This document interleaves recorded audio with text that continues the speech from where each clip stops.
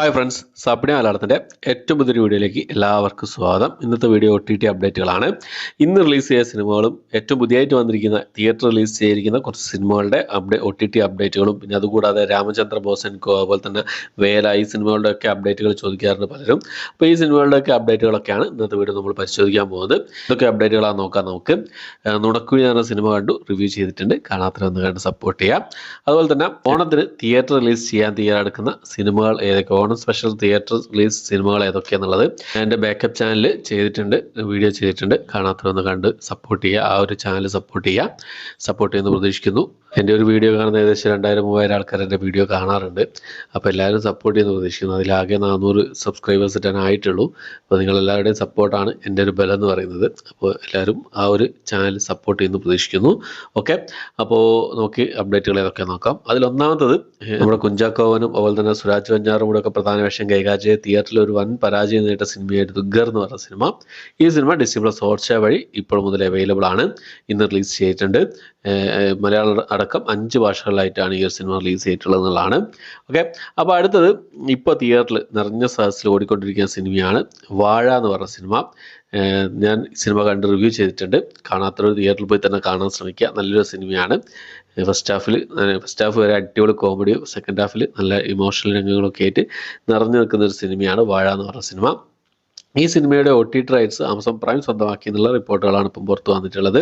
October മാസത്തിൽ ഈ സിനിമയുടെ OTT റിലീസ് നമുക്ക് പ്രതീക്ഷിക്കാവുന്നതാണ്. ഓക്കെ, അപ്പോൾ അടുത്തത് മാരിവില്ലിൻ ഗോപുരങ്ങൾ എന്ന് പറഞ്ഞ സിനിമയുടെ ഒരു അപ്ഡേറ്റ് ആണ്. നമ്മുടെ ഇന്ദ്രജിത്തൊക്കെ പ്രധാന വേഷം കൈകാര്യം ചെയ്ത സിനിമയായിരുന്നു. ഇതിനു മുമ്പേ തന്നെ ഈ സിനിമയുടെ അപ്ഡേറ്റുകൾ ഇങ്ങനെ പുറത്തു വന്നിരുന്നെങ്കിലും ഇതുവരെ അതിൻ്റെ ഒഫീഷ്യൽ കാര്യങ്ങളൊന്നും പുറത്തു വന്നിട്ടില്ല എന്നുള്ളതാണ്. ഇപ്പോൾ പുറത്തു വരുന്ന റിപ്പോർട്ടുകൾ പ്രകാരം സിംപ്ലി സൗത്ത് ആമസോൺ പ്രൈമും ഈ സിനിമയുടെ OTT റൈറ്റ്സ് സ്വന്തമാക്കി എന്നുള്ളതാണ് ഏറ്റവും പുതിയതായിട്ട് വന്നിരിക്കുന്ന അപ്ഡേറ്റുകൾ സൂചിപ്പിക്കുന്നത്. സെപ്റ്റംബർ മാസം പകുതിയോടുകൂടി, അതായത് ഓണം സ്പെഷ്യലായിട്ട് ഈ ഒരു സിനിമ OTT റിലീസ് ചെയ്യാനാണ് കൂടുതൽ ചാൻസ് ഉള്ളത് എന്നുള്ള റിപ്പോർട്ടുകളാണ് ഇപ്പോൾ പുറത്തു വന്നുകൊണ്ടിരിക്കുന്നത്. എന്തായാലും നമുക്ക് വെയിറ്റ് ചെയ്യാവുന്നതാണ്. അടുത്തത് ഇതുപോലെ തന്നെ നമ്മുടെ വിഷ്ണു ഉണ്ണികൃഷ്ണൻ പ്രധാന വേഷം കൈകാര്യം ചെയ്ത ഇടിയൻ ചന്തു എന്ന സിനിമയുടെ അപ്ഡേറ്റ് ആണ്. ഈ സിനിമയും തിയേറ്റർ റിലീസ് ചെയ്തു പരാജയപ്പെട്ട സിനിമയാണ്. സിംപ്ലി സൗത്ത് OTT പ്ലാറ്റ്ഫോം ഈ സിനിമയുടെ OTT റൈറ്റ്സ് സ്വന്തമാക്കി എന്നുള്ള അപ്ഡേറ്റുകളാണ് ഇപ്പോൾ പുറത്തു വന്നുകൊണ്ടിരിക്കുന്നത്.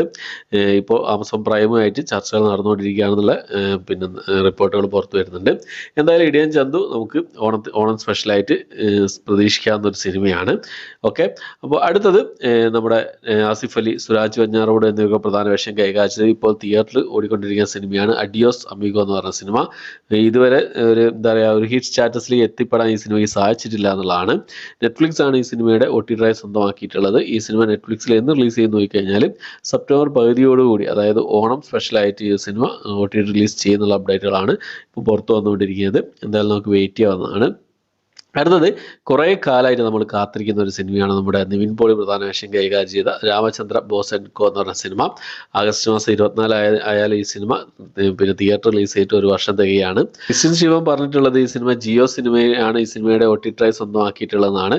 പക്ഷേ ജിയോ സിനിമയിൽ ഇതുവരെ ഒരു മലയാള സിനിമ സ്ട്രീം ചെയ്തിട്ടില്ല എന്നുള്ളതാണ്. അപ്പോൾ ഇതിൻ്റെ മലയാള സിനിമ സ്ട്രീം ആരംഭിക്കുന്നത് ഈ വർഷം അവസാനത്തോടു കൂടിയാണെന്നാണ് അറിയാൻ കഴിയുന്നത്. അപ്പോൾ നമുക്ക് ഈ സിനിമ രാമചന്ദ്ര ബോസ് ആൻഡ് കോ എന്ന് പറഞ്ഞ സിനിമ ജിയോ സിനിമ വഴി ഈ വർഷം അവസാനത്തോടു കൂടി പ്രതീക്ഷിക്കാവുന്നതാണ്.